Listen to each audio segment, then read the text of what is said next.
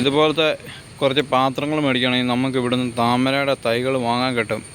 ഞാനിപ്പോൾ നിൽക്കുന്നത് പാലായിൽ നിന്ന് തൊടുപുഴയ്ക്ക് പോകുന്ന ഏറ്റുമാനൂർ പാലാ റോഡ് സൈഡിലാണ് നിൽക്കുന്നത്. അവിടെ വന്നപ്പോഴാണ് ഈ താമര നിൽക്കുന്നത് കണ്ടത്.